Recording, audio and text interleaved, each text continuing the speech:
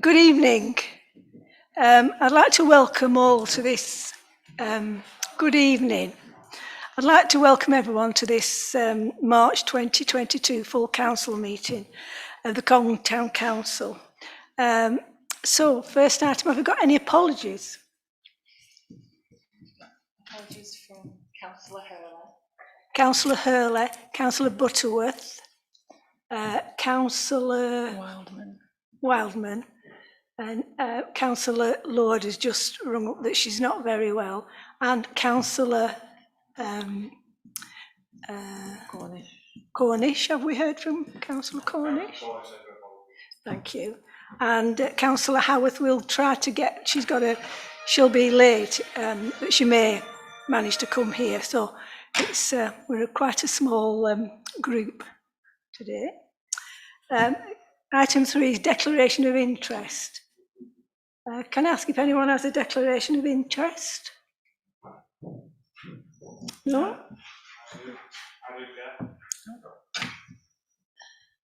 The planning application, planning application number 5. So I'll walk out the room when it's being discussed. Okay.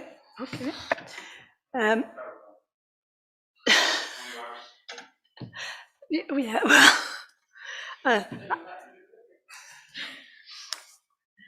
Item 4, minutes of the last meeting. We are here to approve a correct record of the minutes of the meeting held on Tuesday the 15th of February.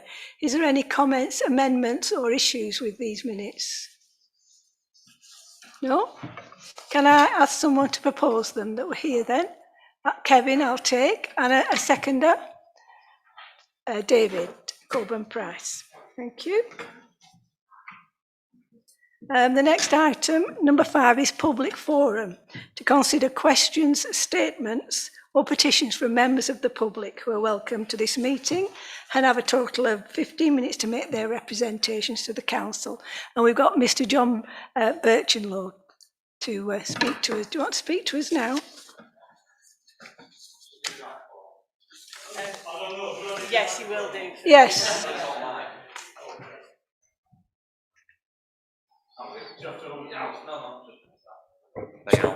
We're on, okay. But good evening, Chair, Council and officers. I'm John Birchenough, as just been said, a local resident of Colne. So thank you for this opportunity, of course, to make some comments and raise questions which I have regarding the Colne neighbourhood plan. I'm not quite sure how to begin or phrase what I want to say regarding this, but it's a bit of a protracted tale. I don't want to use all the 15 minutes up, although I don't think there's anyone else, so I will be brief. And I'll start by saying that what brought me here tonight is I emailed Colne Town Council on the 6th of March, which was a Sunday, so I expected an out-of-office auto reply, which I got. So that was a week ago, this Sunday just gone, with question about the Colne Town Council, about the Colne neighbourhood plan. And if I read that email to you, I think that will set the scene of what I said then and really what I'm saying and asking tonight. I say it was to the council, but addressed to Dear Colne Neighbourhood Plan Team. As part of the public consultation period, which closed on the 19th of February, I made comment and completed your questionnaire with the design code part of the Colne Neighbourhood Plan. I understand that the next significant stage of this plan is it being presented to Pendle Council as per Reg 15. I've tried to find a statement on your website re the current progress and timeline for this, but unfortunately without success.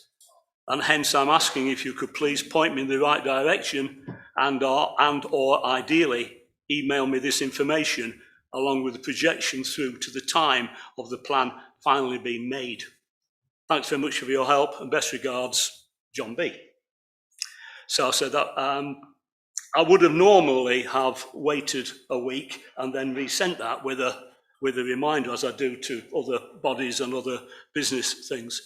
But before I did that, I did see over the weekend that there was, Common Neighbourhood Plan was an agenda item on tonight's meeting. So rather than doing my email, I rang to register to speak this evening, and consequently that led to thinking in my mind that I put the same question as in my email, and that is, in summary, where are we and what's happening? This led to a longer, helpful and informative conversation with Gina, where I learnt that there is in fact an advisory committee meeting planned for either next Monday or next Friday, where it would probably give me more information than perhaps here at tonight's meeting, but nevertheless I still came along to say this. And I'm wondering now, has a date for this meeting next week been fixed? And can we please confirm that members of the public can attend it?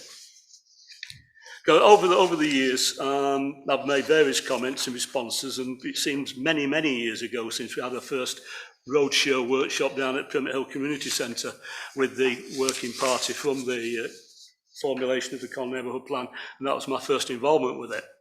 But since then, at various public consultation periods and response periods, I've made response. And now I'm a bit concerned with what appears to be delays to this plan. And this is particularly after all the hard and tireless work that's been put in by the working group and the associates.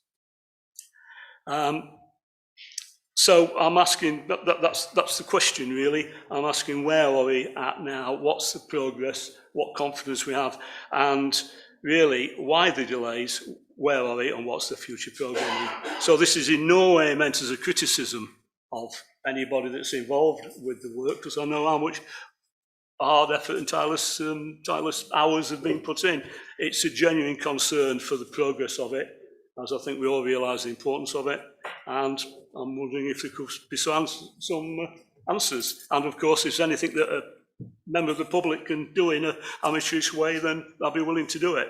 So thanks for your time, and hopefully answers and hopeful success. Thank you, John. Thank you. Usually, public forum, they just make a statement and then that's it. But there is this item on the agenda anyway, and I think Sarah, Councillor Coburn-Price, can fill you in on where we are.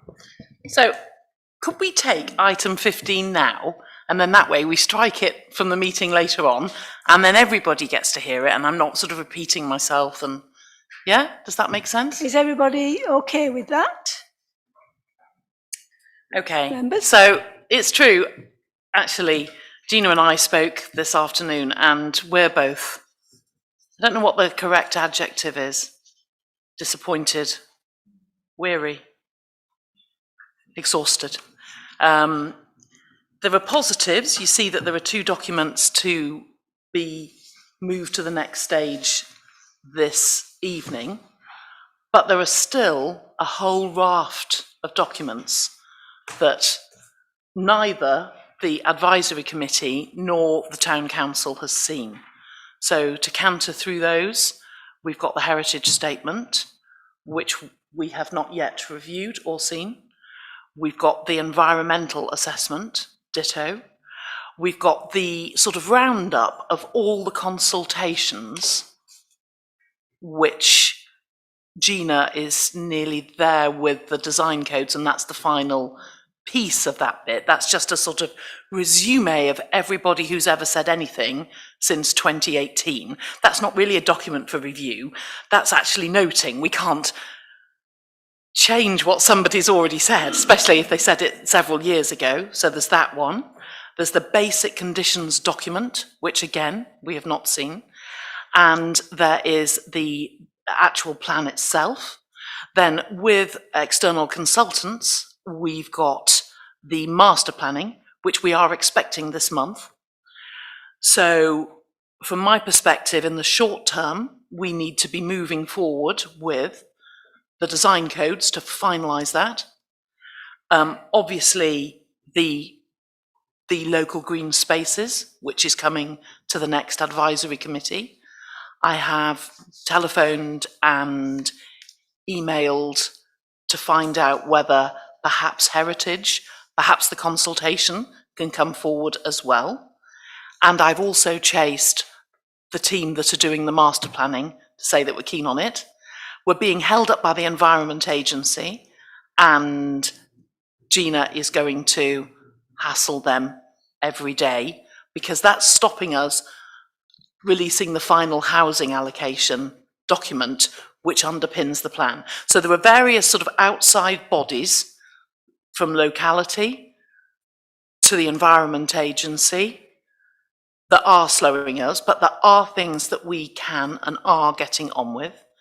And obviously we have passed quite a few documents, with 2 more tonight, but I would like to see that the next town council sees us with 4 or 5 documents and very nearly there, so that we can move forward to the next stage, which is the test to see that we meet all the basic conditions before it goes to Pendle.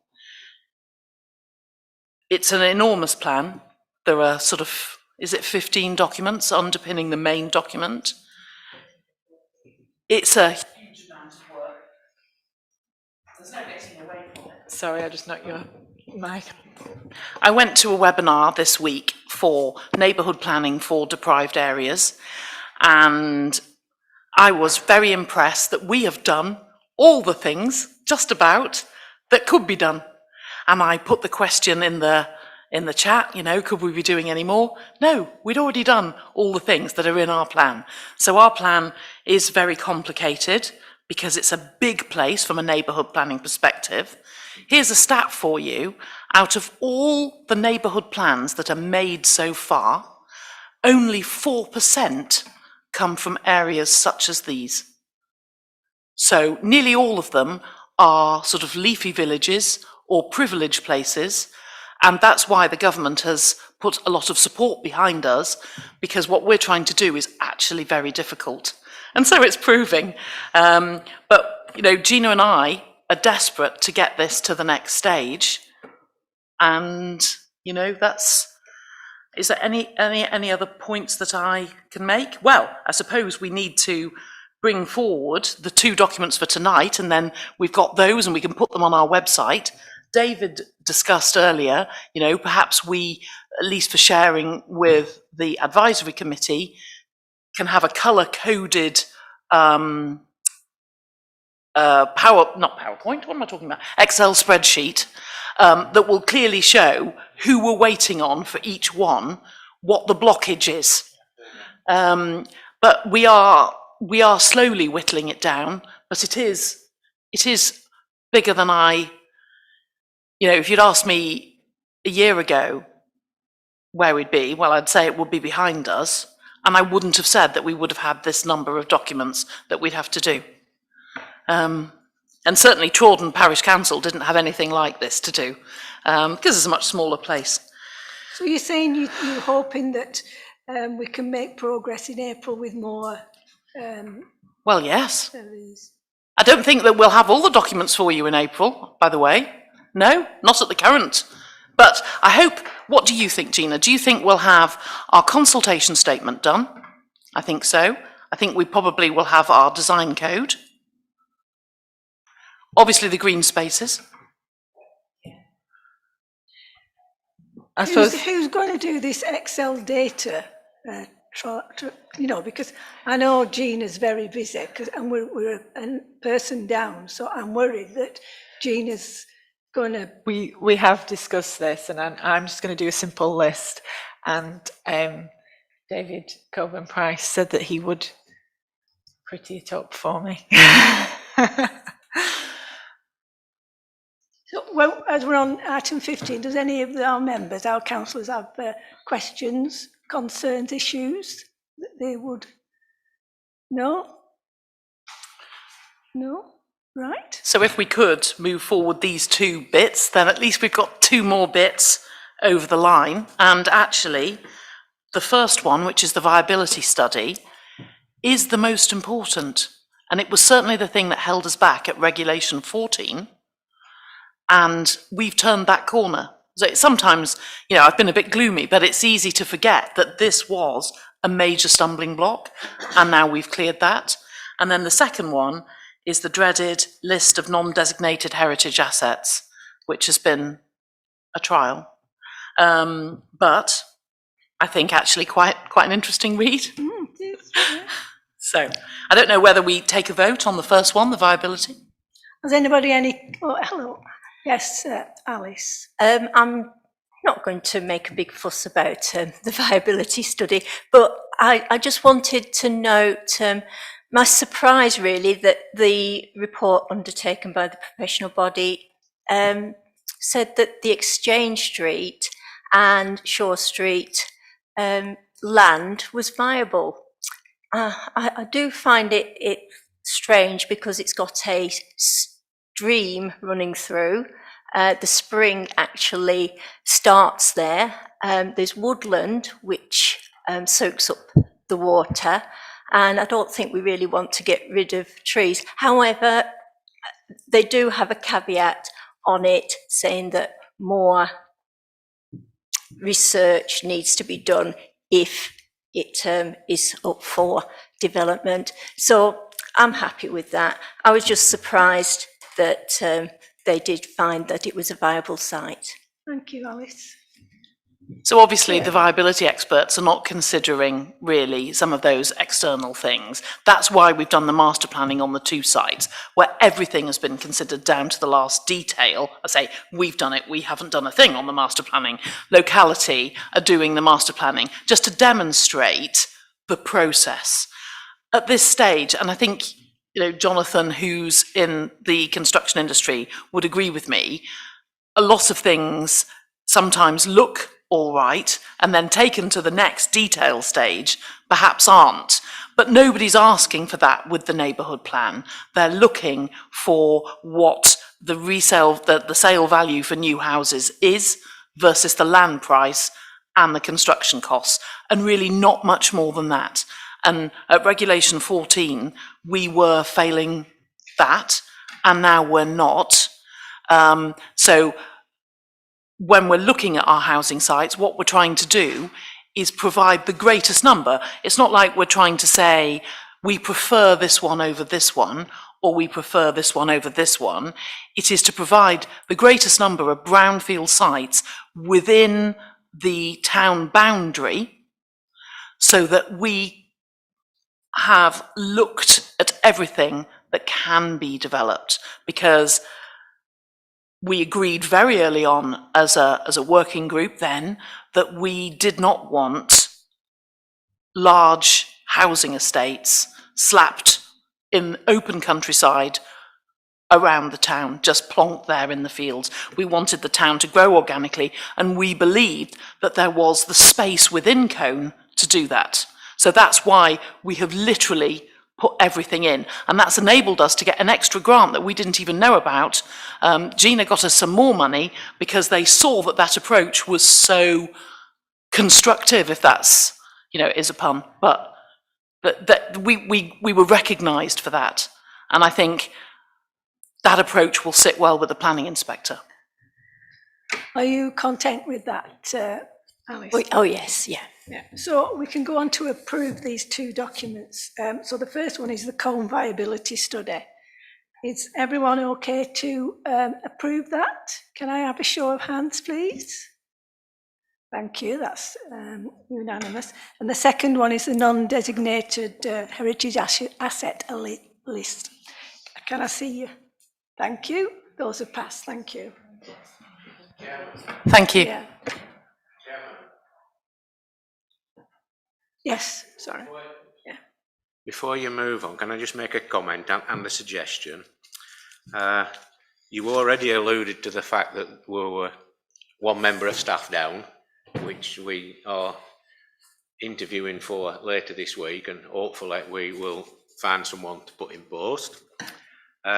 We also know that April in particular is a very busy month for Gina, because it's our year end and there's the accounts to get ready by the end of April.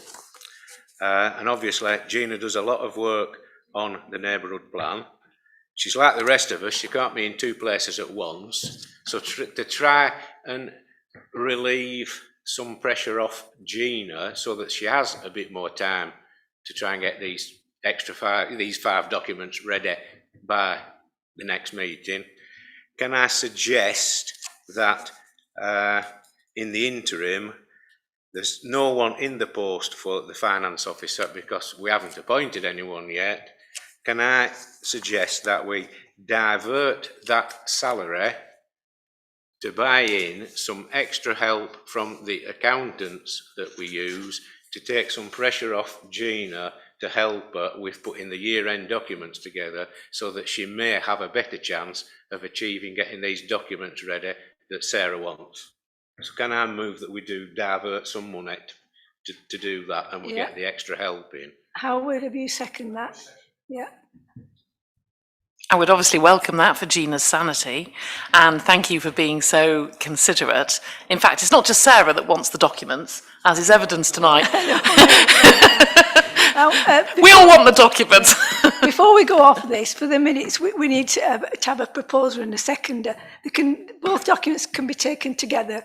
So can I just have, we've approved them, but can I just have a proposer that they are? Thank you. A seconder, Howard? Yeah, that's fine, thank you. Right. So we'll go back to the agenda now. Where are we? Yeah, John, can I just mention that the next Neighbourhood Plan Advisory Committee has been set for Monday, the 21st of March. Yeah.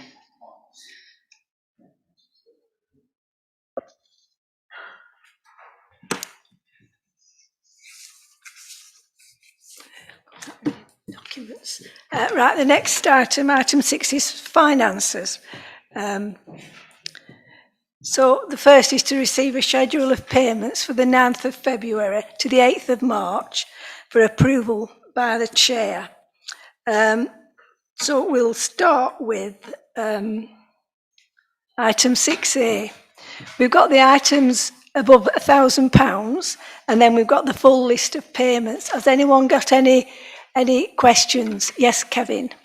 Yeah, there's two payments identical for the clock, for the town hall clock, on the 15th of the 2nd and the 2nd of the 3rd. Absolutely identical payments, and yet the clock, I notice, is still not running. I know. Is that in the full one, or is that one in the over £1,000 one? 6.8. Right. The clock ran for a while, then I noticed it stopped again now. It has, yeah. Yes, it has. Sorry, it did actually stop. I think it was either yesterday or the day before. The reason why there's two payments is that we made a payment of 50% because he was having to get a lot of the parts from Italy, and in order for him to do that, he needed. So we actually gave him 50%, and then when he completed it, he got the other 50%. Obviously, it was working when we paid him that. But we have contacted them to come back. The consultant is extremely busy at the moment, but he's going to come as soon as he can to obviously try and get it working again. So. Thank you, Gina. Is there any other issues or concerns on the payments? Can I have a proposal then that we accept them? Howard and Kevin, are you going to propose them? Right, thank you.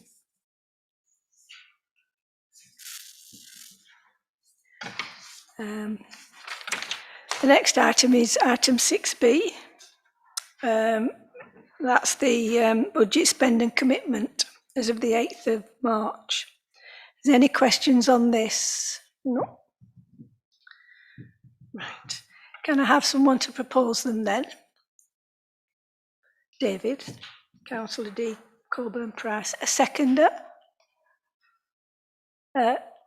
Councillor Clamp. Thank you.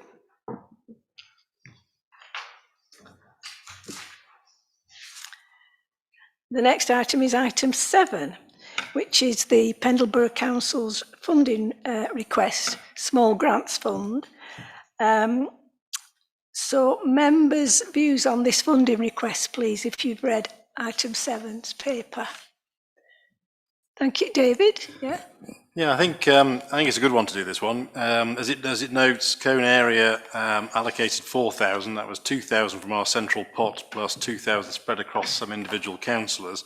I think if we've got the money in the grants budget left over for the end of the year, we may as well use it. And if we have to roll it over into next year and use it early next year, then that's fine too. And as you say, it goes above the £500, so we'll just have to flex the rule on that one and accept the variation on that. The other thing to bear in mind, of course, we do have our community development EMR as well, which could also fit into that kind of category if members don't want to flex the rules. But otherwise, I think it's a fine idea. Let's light up that memorial, and I propose we do it. I've got 4 more people would like to speak. We've got Jonathan next. Yeah, it sounds like a really good idea. Do we have any images of what it may look like, or anything like that? Or it sounds like also the infrastructure is already there. Is it lighting that doesn't work anymore? I know the background, if I can speak. Right. I started this off about, 4 years ago, when the lights mysteriously disappeared, and I think we've mentioned this before. And we didn't get to the bottom of what happened. So what happened was, do you remember the public lavatories that were the public lavatories that are now a cycle store for the Gables? Well, that was where the electricity for the lighting on the War Memorial came from. So when they sold those lavatories to the developer for the Gables, they owned the electricity for the ex-lavatories. And they didn't come clean about this at the time, it has to be said, did they? They haven't come clean about it. And I asked a question then, so I don't know how long ago it was, 2018 or something. And now it's been admitted that the then chief executive said, let's just keep quiet about it. So they've now admitted it. We did ask for the lighting then. Obviously, we cannot get the capital receipt from the sale of the lavatories, and that money's been spent. Time has moved on. So what's left, Jonathan? Which chief executive? Of Pendle Council. So what's left is just what was there before, and all of this money is to rig up electricity from a lighting column from LCC. So it won't look any different. I mean, don't be excited, Jonathan. It's not going to project poppies onto the front of the Gables or anything like that. It'll just look the same as it did in 2017 or 2016.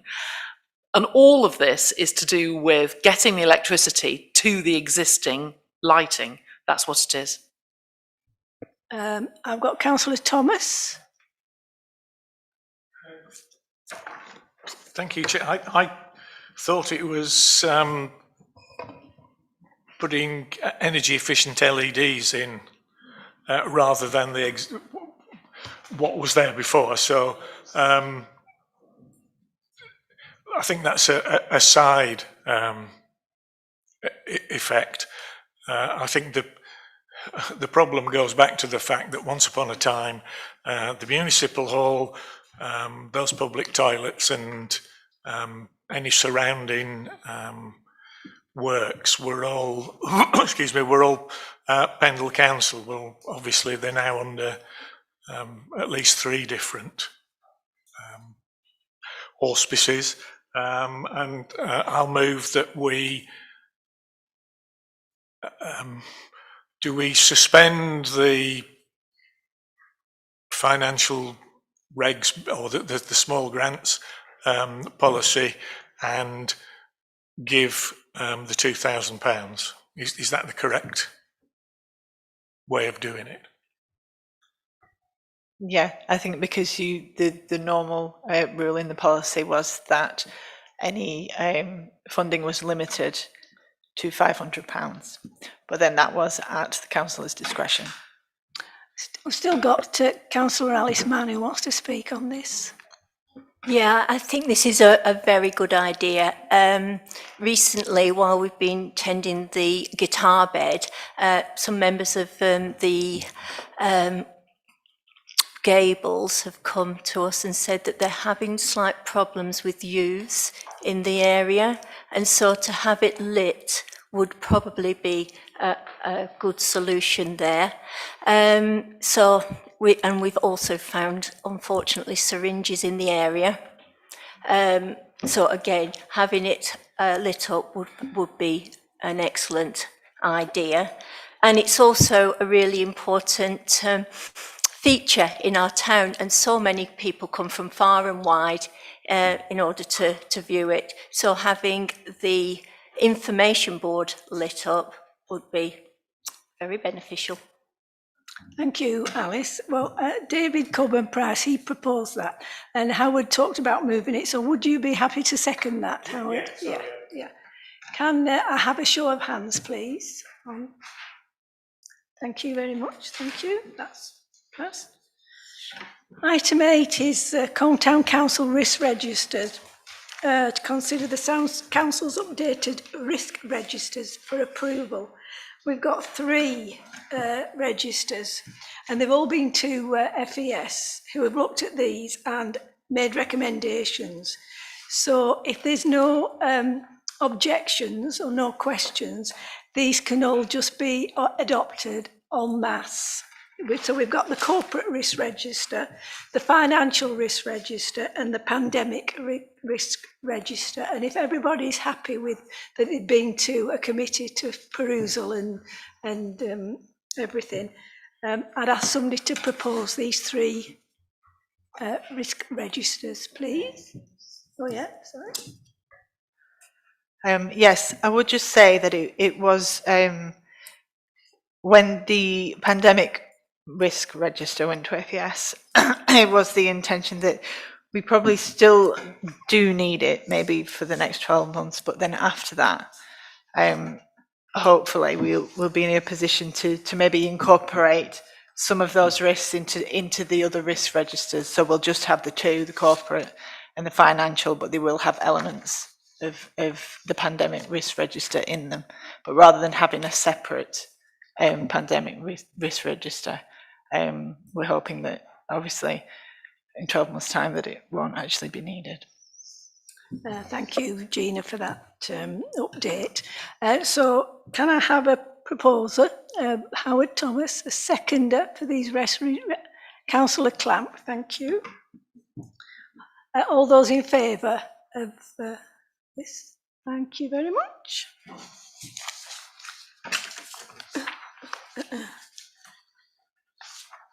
The next one is the Town Council standing orders.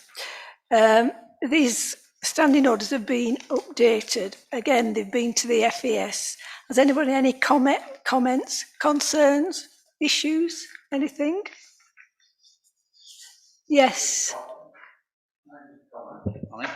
We've said many times when we're changing these standing orders, they just come back and it doesn't show you where you've changed it or anything. And it's glad that this time, when I started reading them, you don't have to read the entire document. You can see which ones have been changed and, you know, where we've altered the policy, and it's much better.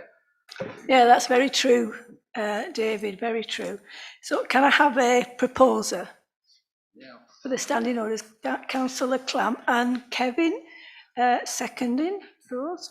All those in favour? Thank you. Item 10 is the Town Council financial regulations. Again, these have been updated for approval and they're as recommended by the FES committee. Any comments, concerns? No? Can I have a proposer then to accept these? Councillor Thomas? We got a Councillor David Coburn-Price. Can I have a show of hands, please, to accept these? Thank you. Thank you. That's Brilliant. Item 11 is Town Council Reserves and Treasury Management Policy. Again, these are updated Treasury and Reserves and Treasury Management Policy for approval. Any questions, comments? Yes, Councillor Thomas. Yes, Chair. The last, the very last paragraph 9J.4 says at each full council meeting, a schedule of investments held should be provided together with details of investment rates being achieved. I don't think we've ever done that, so perhaps that needs amending with the words in something like when, I don't know, every 6 months, or I thought that should be. I mean, obviously, if the stock market all crashed tomorrow because a rogue Russian missile hit it, we'd do something about it. But I think the fact that that's there, we ought to either take it out or at least amend it so that it shows what we're doing. You do get details of the investments, obviously just being the separate bank accounts and what the balances are at. You get that at FES and at full council. The only thing you don't get is the rates that we get,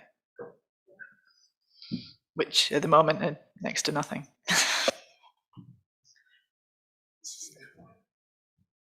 So what are you proposing, Councillor Thomas? No, if everybody's happy that it's just in amongst the other stuff, that's fair enough. Okay, has anybody any other comments? No? I'm not sure that we need it every month. I would have thought it might be more appropriate to do it quarterly.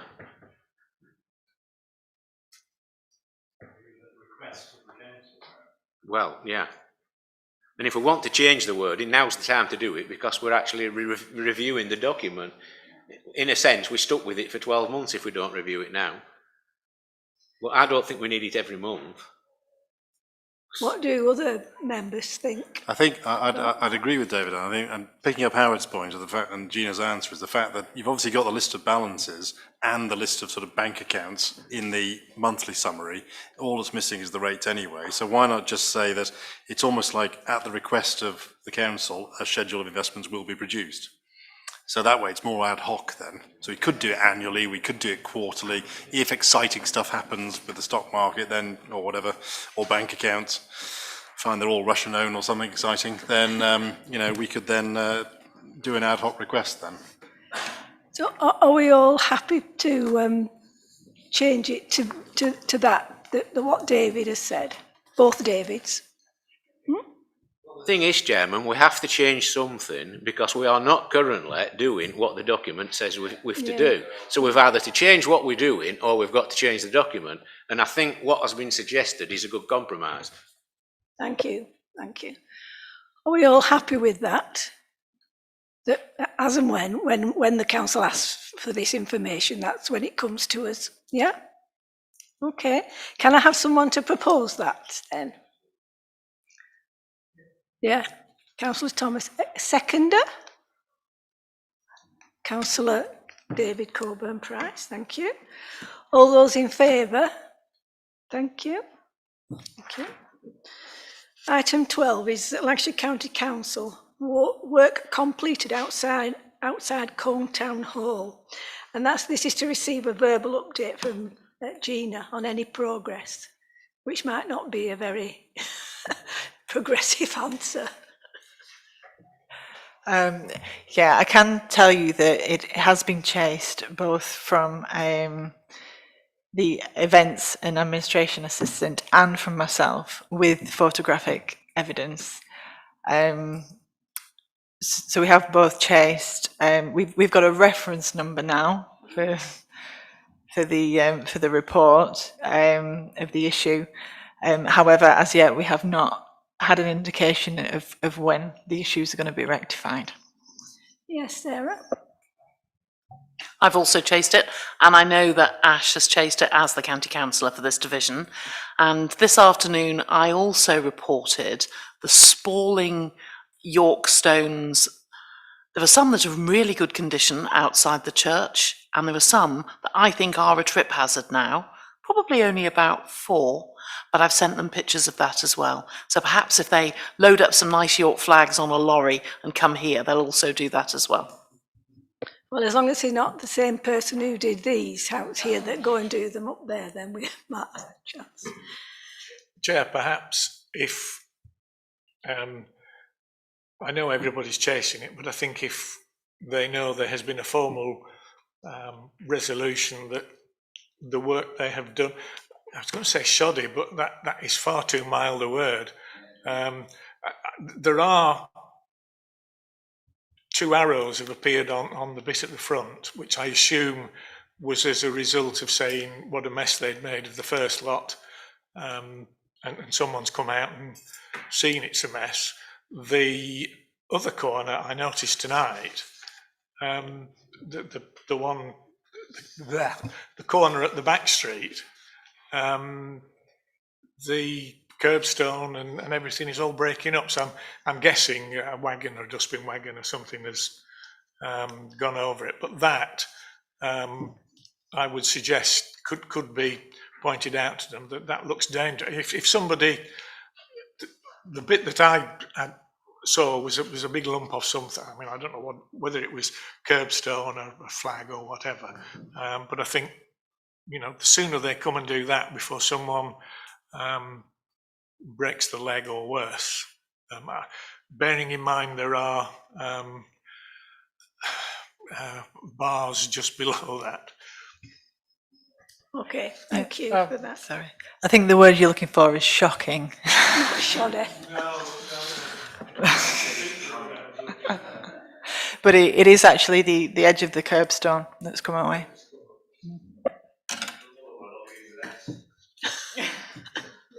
Yeah. No, too mild that. Okay, so that's the information.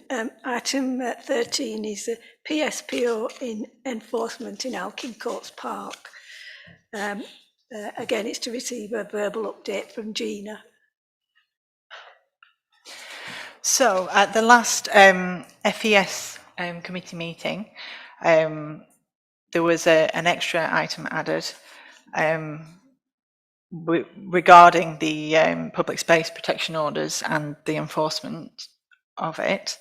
And from that, I was instructed to send an email to Pendleborough Council,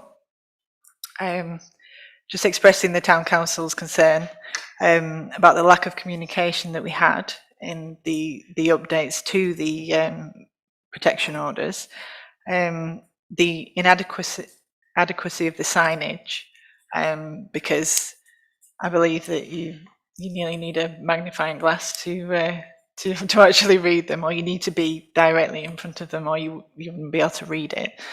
And also the way in which the way it was being enforced, there have been some allegations that they were using a bullying tactic. I have had a response from Pendleborough Council, which forwarded the initial email that was sent out. Unfortunately, there must have been some kind of mix-up. It was sent to a group of parish clerks, and whether they had an incorrect email address, because I know the previous clerk didn't get anything. But I have now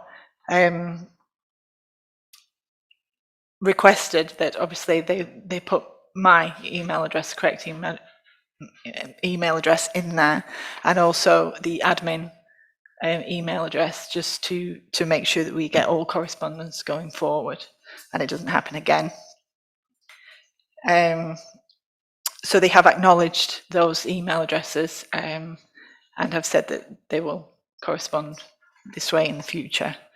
They also stated that the signage in the park is being reviewed, and they're hoping to send a report to, I think it was the May P&R.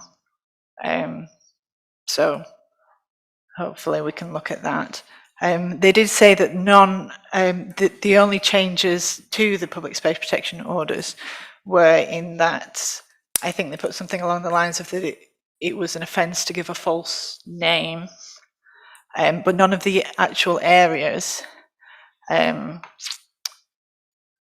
have changed. So I think even though on one of the maps it looks like the area around the pavilion, that dogs must be kept on a lead, but I have been told that this is not the case. That area hasn't been changed. To be honest, it was not a very good map that we were looking at to start with, but I am going to double check that with one of the other officers just to get that in writing that nothing has changed from that. So they did say that they have checked the body cams on the enforcers, and they believed that nothing untoward had gone on in the enforcement. So it's a case of waiting to see what the review comes back at for the signage. I did express that we did actually think that the signage was inadequate and does need changing. Okay, thank you, Gina. Councillor Clamp.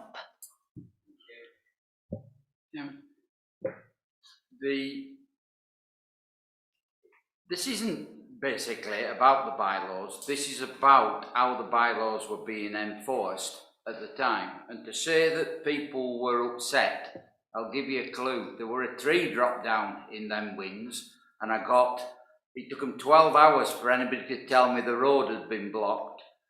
After this incident, I had 30 phone calls that evening from people that had all witnessed and all know somebody who'd done it. It wasn't about the bylaws, it was about the way they were enforcing them. And I think most people accept there are bylaws and that they have to be enforced. It was the manner in which they were being done. As for the dogs being on a lead round the pavilion, as you all know, I've now worked there for 8.5 years, and there's been 2 dog-related incidents in 8.5 years. And when you consider that there's 1,000 and more dog walkers a day in that park, I think that's a pretty decent percentage. So what's going on at the minute is actually working. I'm not saying that people don't break the law and everything, but what they're doing is they're working with one another and they're not causing incidents. This gentleman really upset people and came over as if he were bullying, and I think that's what caused most of the problem. If Pendle Council's going to review those signs, maybe they could ask to put them up this time, seeing as we weren't even aware they'd been put on our equipment. Thank you. Councillor Thomas. Yeah, going back to the whether it included the pavilion and the rest of it, the maps accompanying the order on Pendle's website, there were at least 2 maps which were different in small areas, and the one that seemed to show that it included the paths around the pavilion.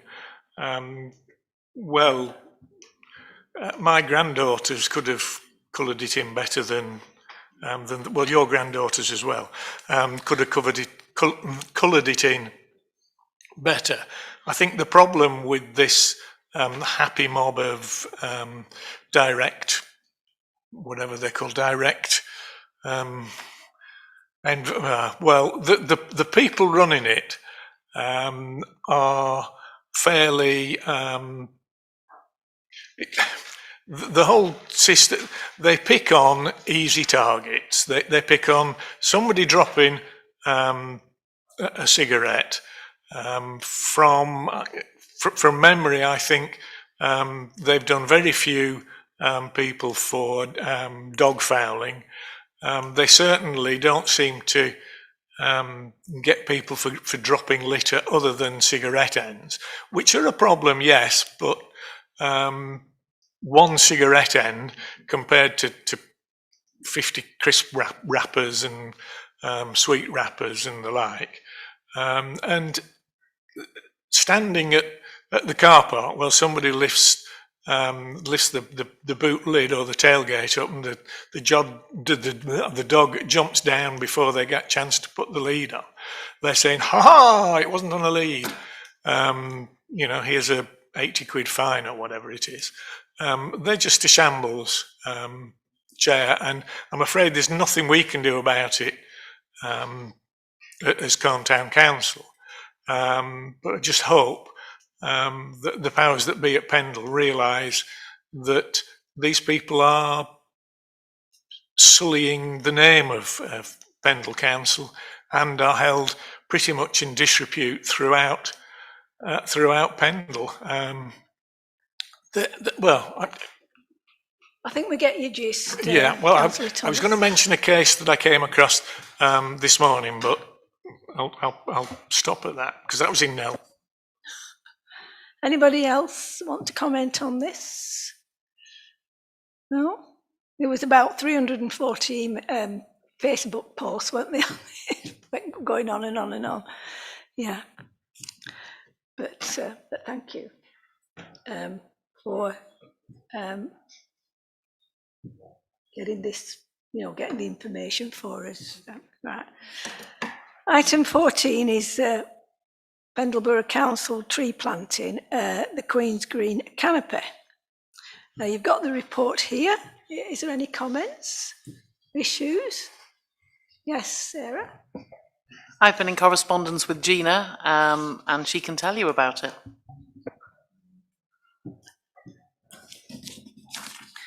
Okay, so yeah, the report obviously was stating that the proposition we had before to be contributing to the Queen's Green Canopy was to create a micro woodland on the land that we have at the bottom of Exchange Street, which used to have a playground on it, and actually PBC on the bit further up. So we were going to do that as part of our contribution. However, when they've come to do trial tests, dig tests on the area, it has been found to be unsuitable due to the large amount of rubble and hard materials under the surface. So they have said that there is maybe a chance that you could maybe plant 1 or 2 trees, but the chance of survival will probably be slim anyway. So it's not advisable to do that. However, I know Sarah has been liaising with LCC and PBC, I think, on planting the planting of street trees. I know a resident had got in contact with her about, because there are, is it 2 tree pits in front of the Muni, around the Muni, that are empty and haven't been used. So Councillor Coburn Price brought up the idea of maybe planting new street trees. There was possibly an issue because they are so old. I think they've changed the way that they do them, and they did say that it's maybe that services have been underlaid. Have they looked? Right. So so I'm guessing that's not an issue then. But we have got some prices for some planting some new street trees. I think, is it 4 trees in all? 2? Oh, 2 pairs. Is it 2 pairs? Okay.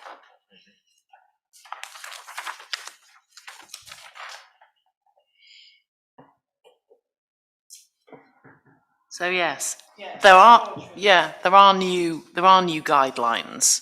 The guidelines now have these barriers, these metal barriers to stop the roots spreading. So we'd be having retro 1990s tree planting, which they still think would work. It's just that they wouldn't do it like that today. The other cost would be if we were to adopt the modern method, I think that would be many thousands because we'd have to have the whole pavement up. So the cost is 915 for 2 prunus Kanzans, 2-week lead time, and £810 plus VAT for Betula Jacques Montii, 1-week lead time. And the reason the lead time is so important is because we're right at the end of the tree planting season. So if we're to have these, it's basically like we need to just do the tree planting. But these would be far more visible within the town than Exchange Street. Everybody would walk or drive by them. Yes, Councillor Clamp. In the original document, if I'm right, Pendle Council were going to pay for the trees and we were going to pay for the maintenance. Can somebody tell me how many trees you were going to put on that exchange site? Roughly, how many Pendle we're going to put on?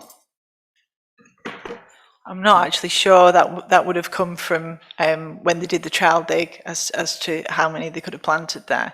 Unfortunately, obviously, it was found to be unsuitable anyway. We have a whacking great park called Alpine Park, and because it's at the end of the season, one of the areas you could consider for next year is somewhere in the top of the park.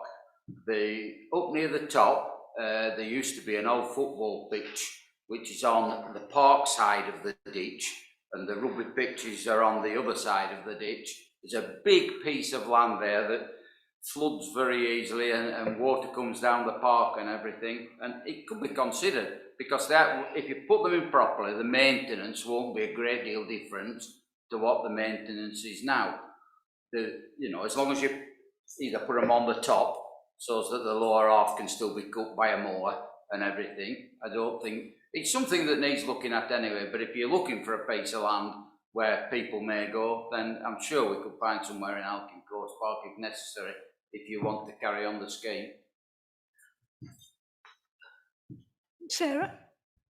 We have some spare trees left at Pendle because the people of Ringstone Crescent Nelson were not best pleased. They might not be the right trees for this location, but it's possible that we could have a little site walk. We could even do it before the end of this planting season. Because these would be cheap in terms of maintenance compared with street trees. Are we still looking at street trees as well? The bowling club itself just put 60 small trees in. We have what's called the tree nursery, and I've just put 20 blackthorn, 20 privet and 20 hawthorn into our tree nursery, little whips, and which we're keeping under control.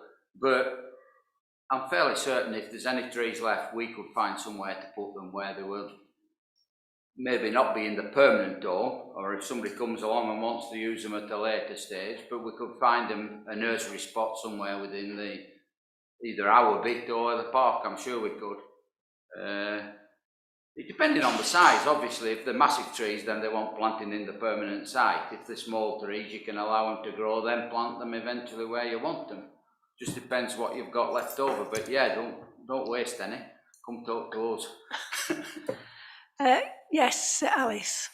I think it's really important that we do plant as many trees as possible. The allotment committee next week are going to be discussing this because we've got a number of sites that are not suitable for growing the vegetables, and so we're going to have a look and also think about wildlife corridors, which is hedging, so planting native trees, looking at the crab apples and the edible versions, and thinking about planting those. But we obviously missed the boat really this season, and we're looking for October.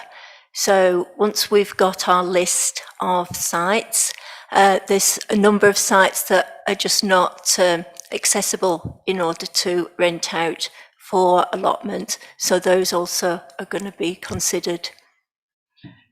So what does this council want to do about about this tree planting. Can I suggest that to get ready for the Jubilee celebrations in June time, could we possibly press ahead with the street trees as per the correspondence from Scott Worley, etc. And then can we do the stuff at Alpine Codes, see what to do there, see what you can do for the summertime, and then consider the allotments come autumn time. So I propose that we get those done, seize the window while we can before the end of April, so we're ready to have something we can point at come June time, rather than just say, well, we missed the boat, sorry. So let's go on and do it. Is this okay? Everybody happy with that? Yeah. Can somebody propose that then? I'll propose it. Mark? Yeah. A seconder? I'll second it. David? Thank you. All those in favour? Thank you. Item 16 is our old favourite, planning. First planning application is 22/0085/FUL, and it's field to the south east of Bolton Lath Farm, Coalpit Lane, Colne. It's the erection of 2 single-storey holiday homes and associated change of use from agricultural land. Has anybody got any comments on this? No? Oh, Councillor Thomas?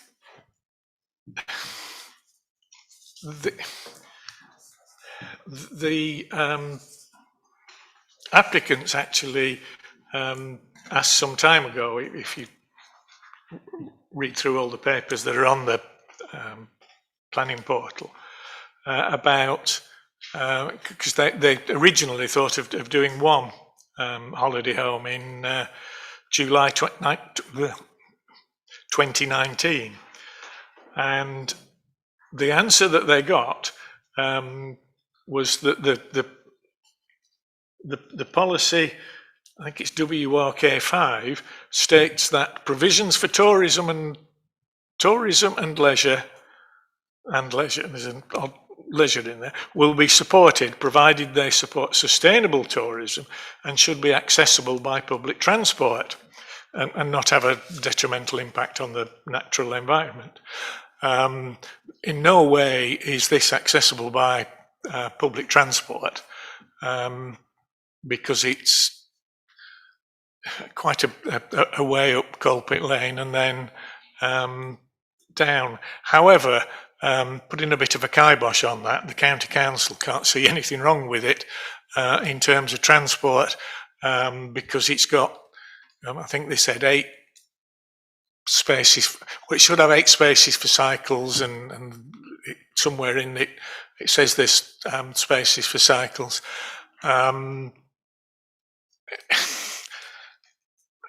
Really, I'm torn between thinking, well, it's not a bad thing because it'll encourage people into the area who will then possibly spend money within the area, but I suspect that it probably won't do that. They're very small units. There's only two of them. I'm not sure it's the right place anyway, because it's the road comes right out on one of the bends on Coalpit Lane. I just have reservations about it, but the only planning bit I can find that would support turning it down is that it's not accessible by public transport. But then the county council go and say, although it's not accessible by public transport, it'll only have minimal transport movements up and down. Anybody else got any comments about this? Sarah? The NPPF really supports this kind of thing, which is diversification of countryside to help farmers in rural areas. My only observation is, from a design perspective, they're ineffably dull. If they looked like traditional cottages, yeah? If they looked like avant-garde architectural essays that were exciting, yes. But these are just like little scout huts, aren't they, really? And I think that's the sadness about them, rather than the fact that they might exist or the function that they serve, it's certainly true to say that we have a paucity of tourism, beds, places for people to stay in this area, and they would go some way to helping with that. But I just think they're very dull. That's not a planning reason. They just are. Yeah. So what we're going to say? No comment? We'll propose we say no. We can't really say they're dull, but We don't like it, but there's no planning reason. Right, yeah. The next one is 22/0106, stroke ADV, as for advertisement, I suppose. It's an advertisement consent for an illuminated sign to replace the existing externally illuminated sign. Yes, Sarah? I really have a problem with this. This building was looking quite shabby. It's in our list of non-designated heritage assets, and then it was superbly renovated and improved, because round the corner, if you remember, there was a sort of rustic stone frontage that had been slapped on it, and they have improved all the sort of bronze detailing and the tile work. So it's not the building that it was 5 years ago.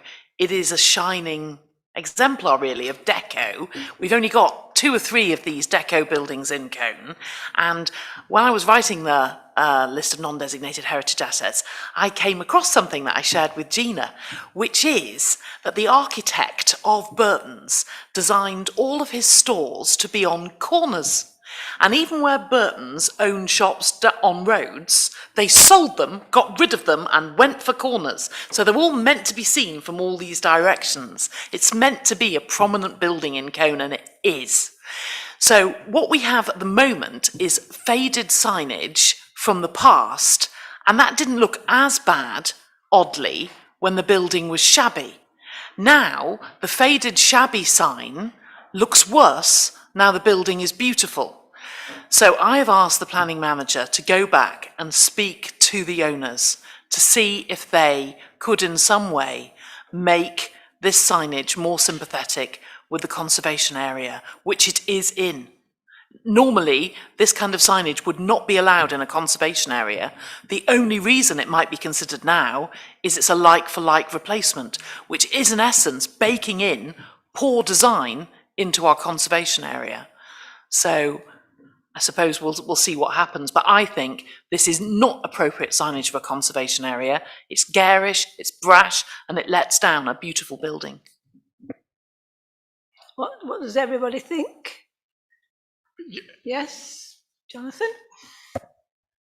Can you get signs designed for conservation areas? Yes. Right. Yes. Unfortunately, it's sort of replacing like for like. And I think if we would need to be very certain that we weren't putting too onerous a burden upon the owners of the shop, such that they said, okay, you wouldn't let us put that sign on. To put the sign on you want is too expensive. So hard luck with shutting the shop. You know, we have to work with what's there. But I think an approach to ask them, would they look at something more sympathetic is, is a good starting point. But I think we have to remember we may end up back where we started. After all, the sign that's on the, I think it says Thrive or something, that the sign that's on the bit that's been done up, it's not exactly in total keeping with the building. Yes, they've made it better than it was when the County Council Social Services had it.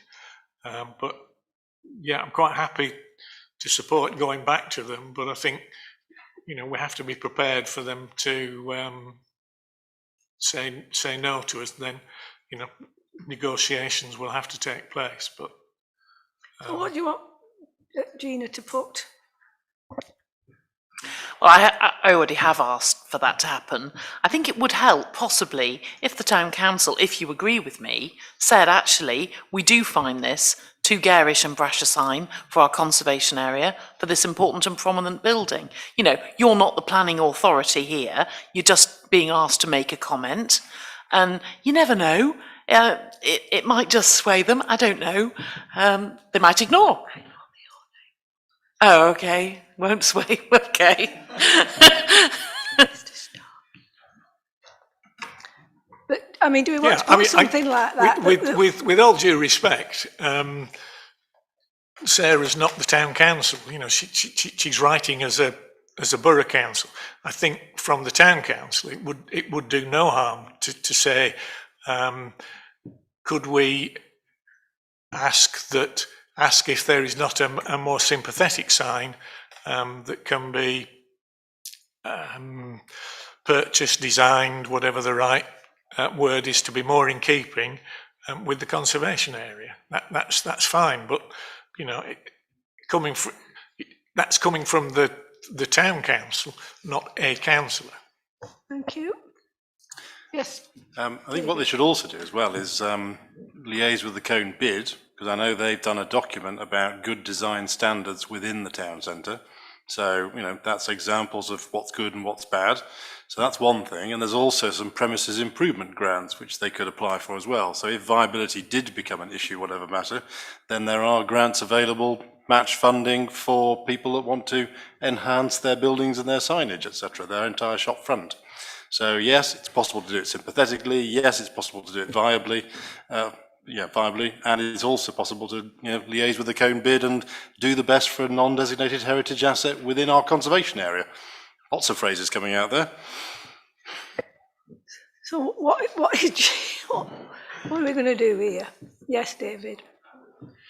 I think one thing you've got to remember, Chairman, is the sign they want to put up is not a lot different to the one that's already there. And another point you've got to take into consideration, I think it would be totally reasonable of the planning department to have discussions with them and ask them just how far they would go in toning it down in some way. But also you've got to remember that this particular business has several shops that sells that specific service that they provide. And they have corporate signage, which is the same on all of their shops in different towns, and they won't want to steer too far away from their existing, cooperative sort of design for their logo. So, but there's no harm in having discussions with them. But I think they will want to stick to a sign similar to what they use in all other town centres, so that that sign defines that particular company and they know it's that company. Well, do you want us just to say that the town council would? I said we should write and say, ask the planning department to talk to the applicant to see if there's a more sympathetic way. I forgot what I said now. That if they can come up with a more sympathetic, with the sign that is more in sympathy with the conservation area. Is that okay? Rearrange that into English. Yeah.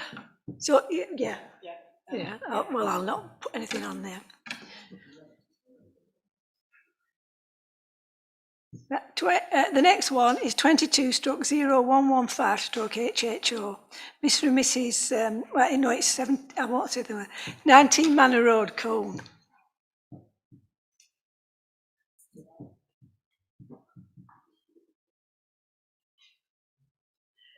It's demolition of existing conservatory to rear, erection of part first floor side extension with part 2-storey side extension and assertion of balcony to rear. What do we want to say about this?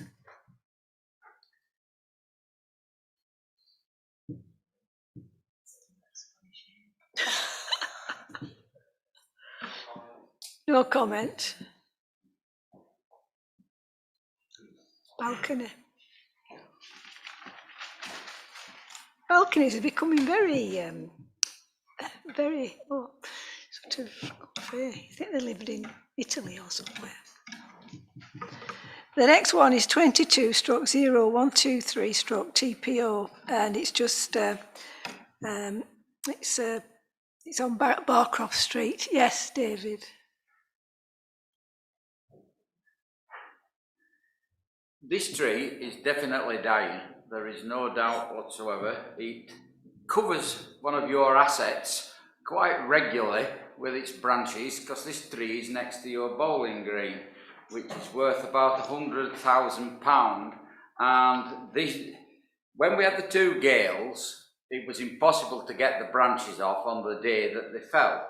Now, each of these twigs and branches that falls is covered in a fungi, and it killed, because we had to leave them on for 2 days because of the rough weather, it killed a large patch of the green.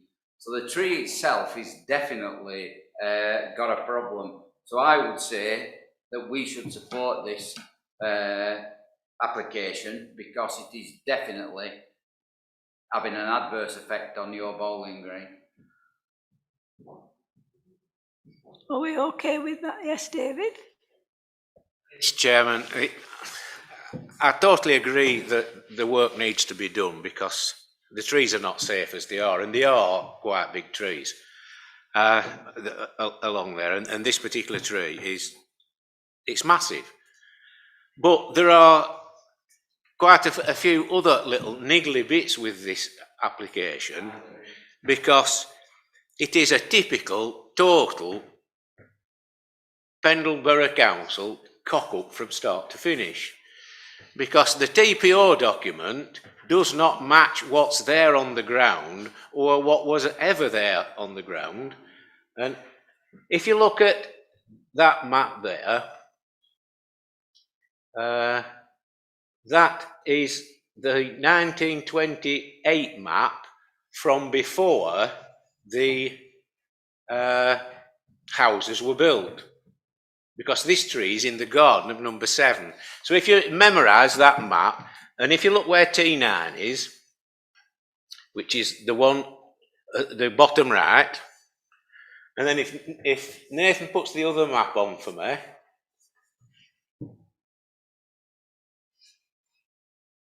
well, can you go back, that map there, yeah.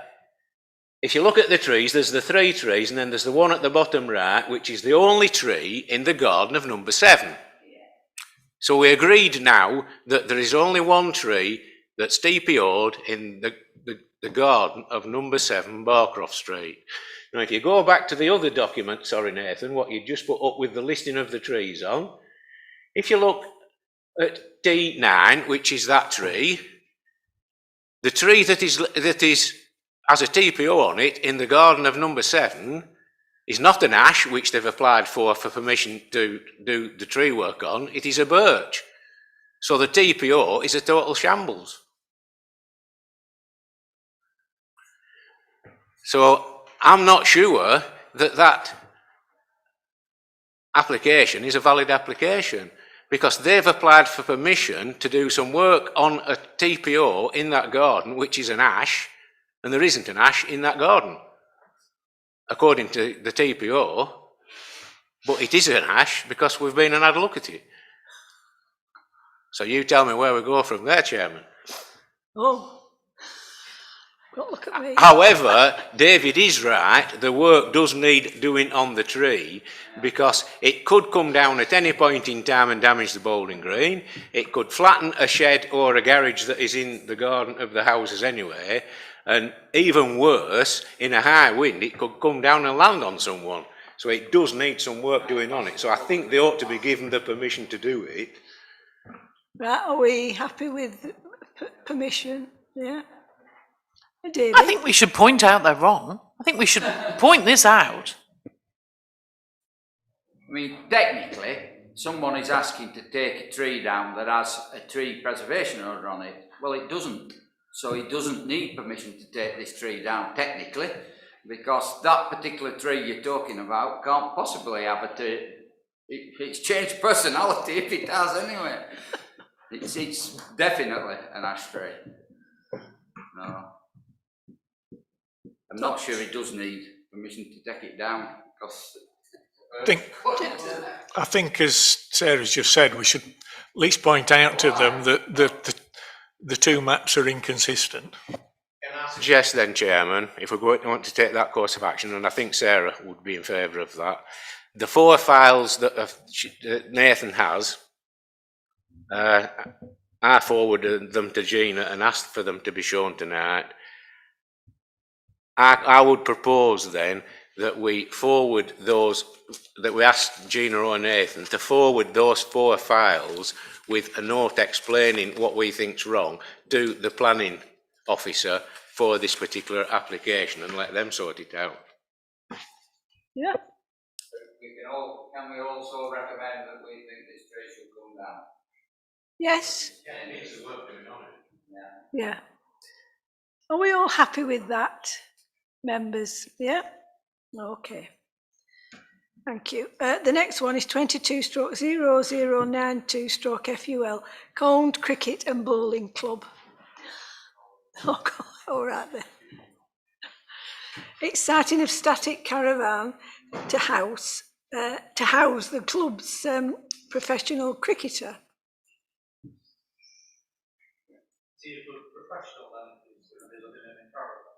Well,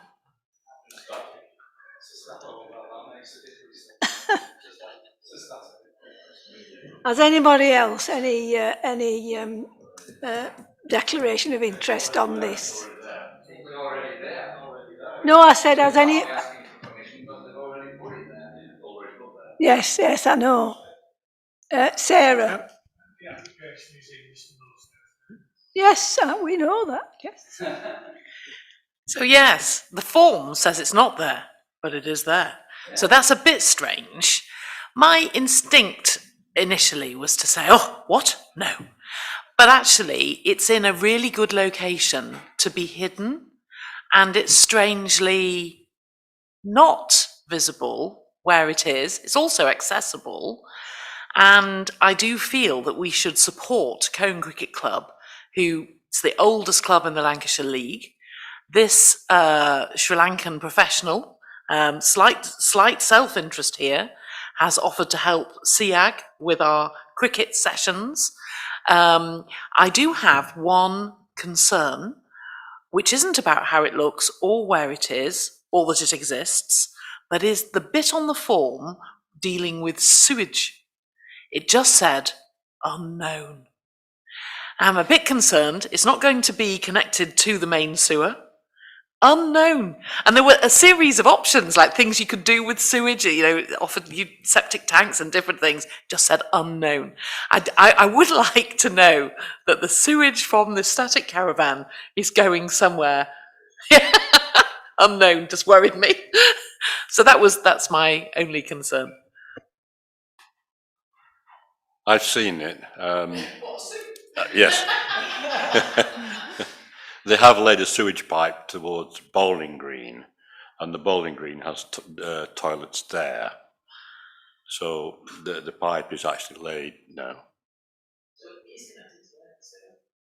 There is definitely toilets within the Bowling Green. Bowling Club, yeah, definitely sewage there.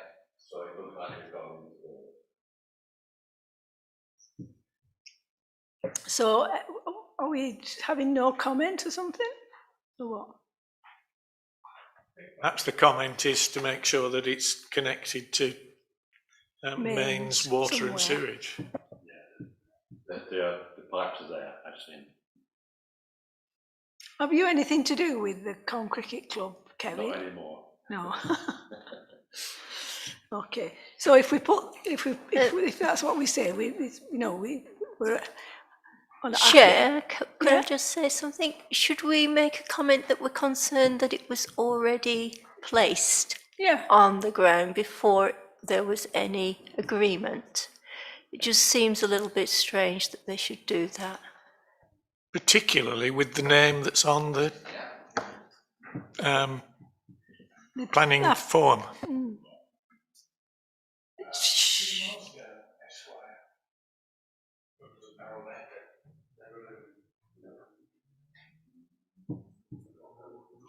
Now you're getting frisky, aren't we?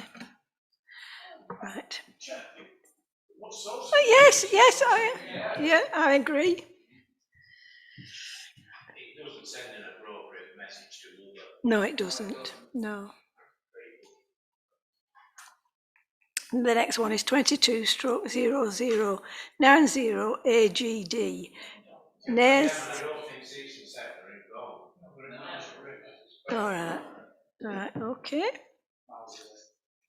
Do you want?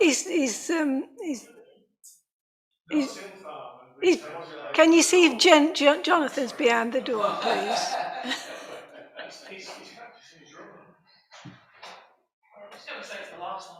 Yeah.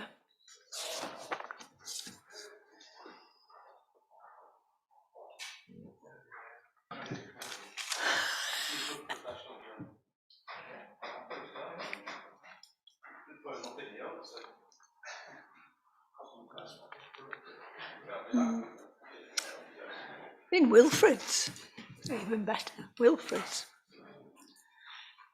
That's where Chelsea Football Club was there. Right, item 8 is 2/0004 AP stroke ENFO. I suppose that's enforce, isn't it? Yeah. It's 481 Burnley Road, Cone. Yes, Sarah. This is a long-running and quite disgraceful saga. The latest in this saga, because the enforcement notice said liveried vans, this firm has now started to get unliveried vans to park them there on top of its liveried vans.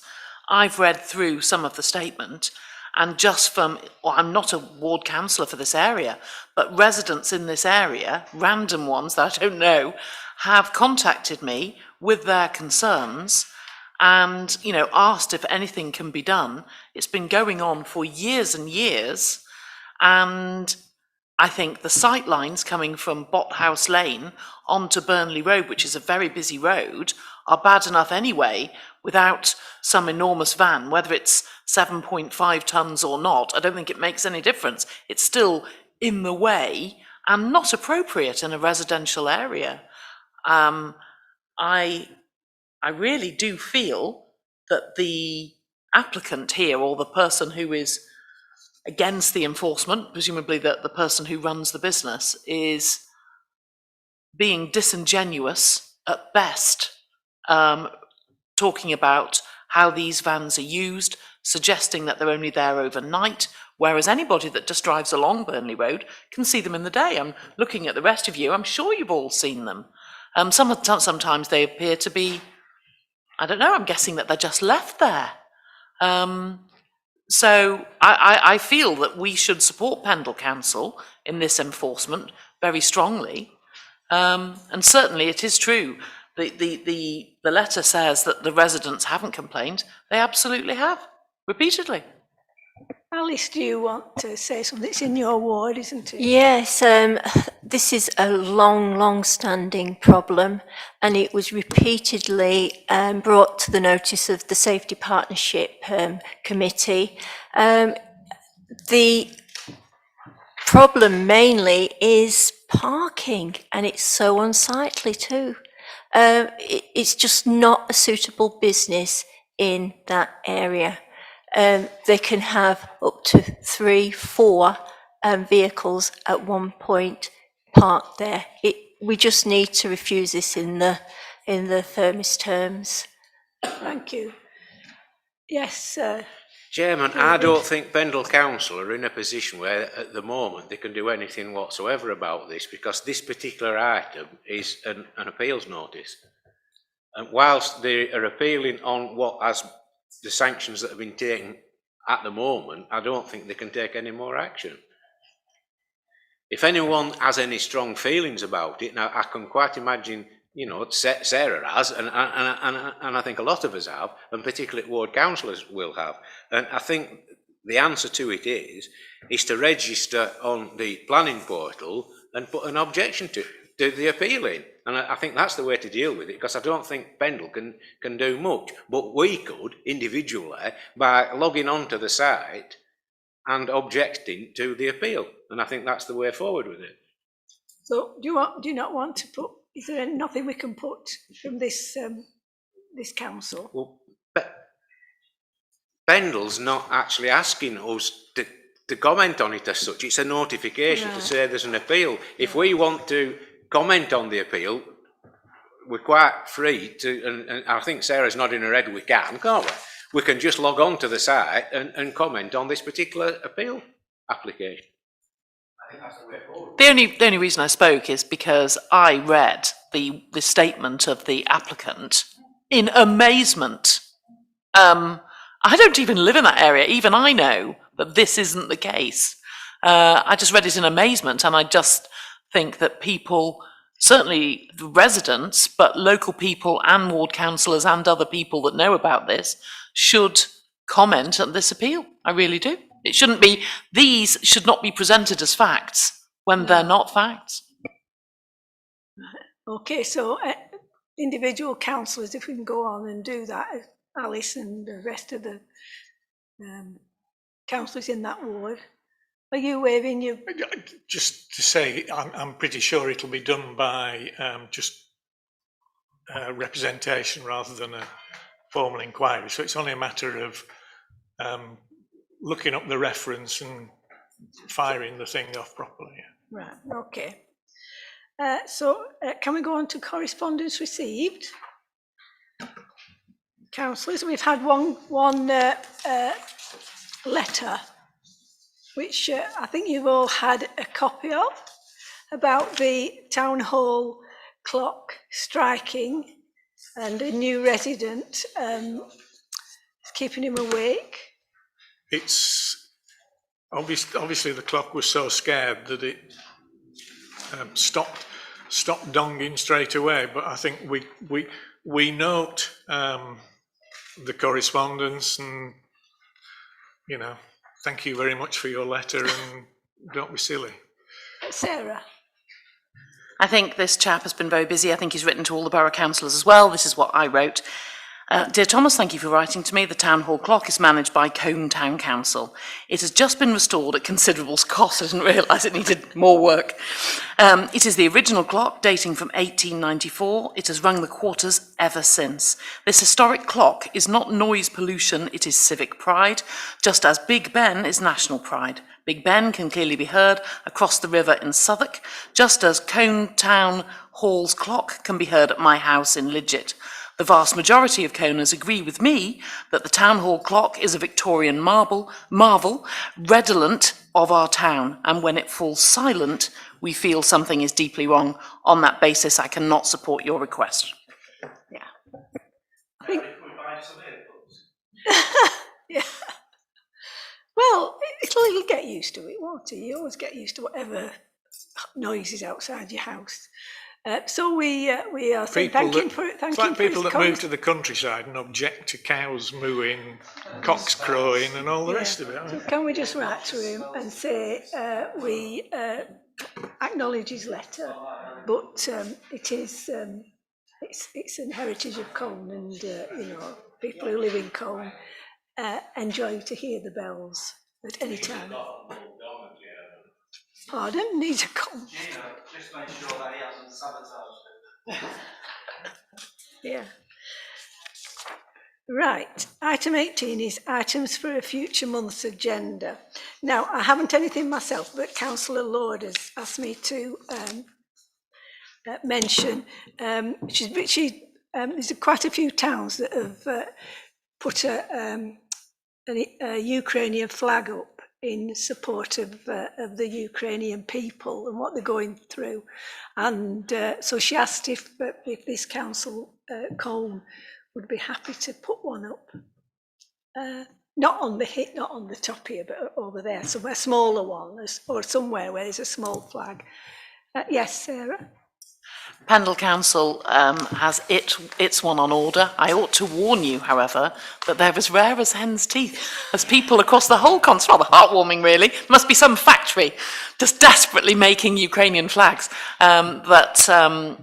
Yes, if you want to order one, I think you might struggle, but Pendle Council has its one on order, and I think people will appreciate this gesture, small though it is. Mark? Yeah, thanks, Mary. I think, Gina, you've already received an email about this, haven't you, and replied back? Yeah. Yeah, I think the resident had said to put it obviously on the top of the town hall. However, unfortunately, the flagpole isn't operational at the moment on the top of the town hall. But it'd have to be across the road. Yeah, but if we got one, then we could shove it over there Yeah. to replace the EU one. Well, I don't know what's up at this. There's an E one. What's up there at the moment? Yeah, yeah. Well, we can take that down. Well, we found some. There's a town council flag, a Lancashire flag, and the Union flag. Yeah, if we can get one. We could ask somebody local to make one. Yeah, but I think if we can get one as soon as possible, that'd be that. You know, we don't need to wait that long. I think we're all in agreement that that we can find one somehow. We'll get Nathan to get on the sewing machine. I think if Sarah's right and they are becoming difficult to get, we ought to get it ordered this week rather than wait a month and do it. Oh yeah, yeah, yeah. But that's why I said we'll just get on with it. Yeah, just do it. Right. Anything else for next month's agenda? Thank you, and thank you for your patience because it's been a very heavy agenda this month. So thank you. So the date of the next meeting will be the 19th of April at 7 p.m. Okay. Thank you.